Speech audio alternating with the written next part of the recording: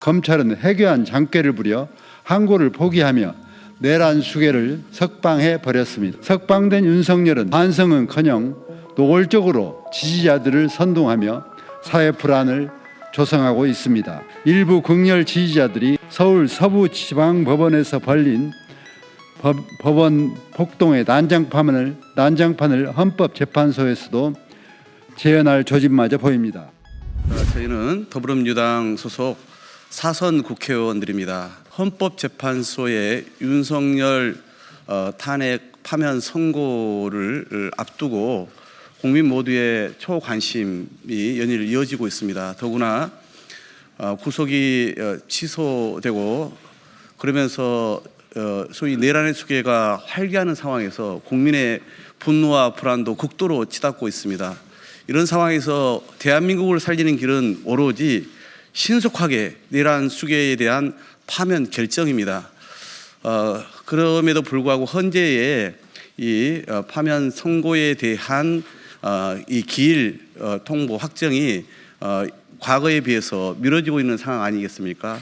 그래서 이 국가적 국민적 갈등과 혼란을 조속히 수습하기 위해서는 현재가 이 최후의 헌법기관 보루로서의 역할이 어느 때보다 중요한 시기입니다. 따라서 저희 사선 국회의원들은 어제 의원총회를 마치고 나서 별도의 회의를 가졌습니다.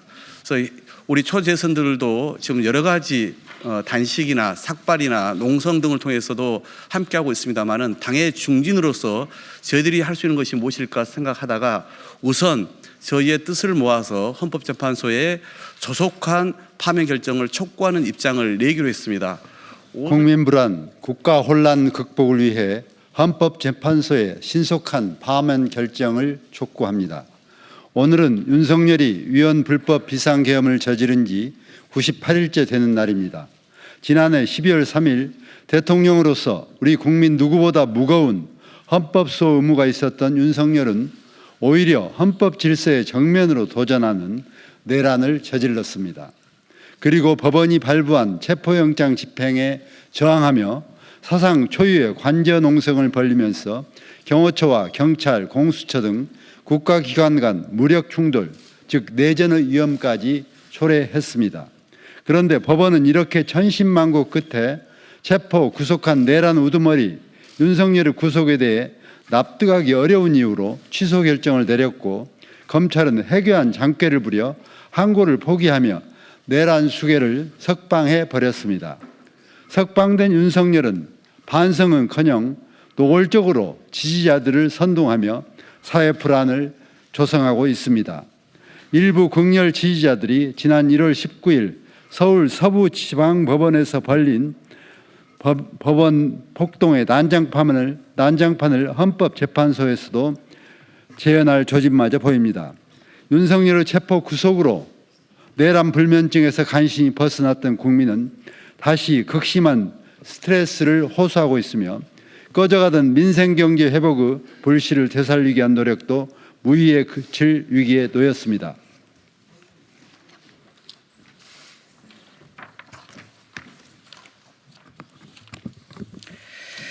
이처럼 전례 없는 국가적 혼란을 수습하기 위해 대통령 윤석열 탄핵소추에 대한 헌법재판소의 신속한 결정을 요청합니다.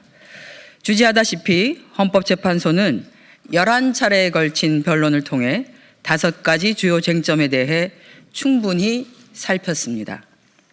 첫째, 12.3 비상계엄은 요건을 어긴 위헌, 불법 행위였고, 둘째, 정치, 언론의 자유를 제한한 포고령 또한 위헌이었으며, 셋째, 국회에 군인을 보내 의결을 방해함으로써 국헌을 문란케 했고, 넷째, 또 다른 헌법기관인 중앙선거관리위원회도 군을 동원해 압수수색함으로써 거듭 국헌을 문란케 했으며, 다섯째, 판사 등 법조인과 정치인 등에 대한 체포 지시가 있었다는 것까지 모두 사실로 확인되었습니다. 윤석열은 어느 하나도 제대로 반박하지 못했습니다. 결론적으로 윤석열은 헌법수호 의지 자체가 없었으며 수감 이후에도 석방된 지금까지도 헌정질서 위협 행위를 일삼고 있습니다. 이 외에도 헌법재판소가 윤석열을 파면해야 할 이유는 차고 넘칩니다.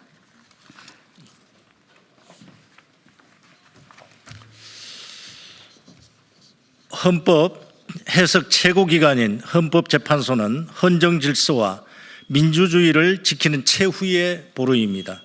모든 헌법재판관에겐 지금의 혼란을 수습해야 할 막중한 책임이 있습니다. 또한 일련의 사태로 인해 헌법재판소에 대통령 윤석열 탄핵소추에 대한 신속한 결정이 필요합니다. 헌법재판소가 대통령 탄핵 심판 변론을 모두 종결한 지도 정확히 2주가 지났습니다.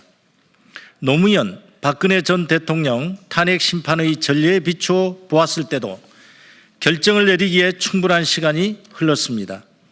또한 구속 취소는 윤석열의 형법상 내란 혐의를 처벌하는 과정에서 발생한 절차적 문제일 뿐입니다. 따라서 내란의 헌법 위반 여부를 다루는 헌법재판소가 변론을 제기할 필요도 의무도 없습니다. 결정을 더 미룰 이유도 없습니다. 만약 윤석열이 파면되지 않고 현직에 복귀한다면 틀림없이 제2의 내란을 획책할 것입니다. 그때는 대한민국의 헌법과 법률이 모두 부정당하고 국가 테러가 난무하는 후진 독재국가로 전락하고 말 것입니다. 이 같은 국민적 불안과 국가적 혼란을 극복하고 헌정 질서와 민주주의를 회복하기 위해 헌법재판소의 신속한 결정을 절박한 심정으로 거듭 요청드립니다.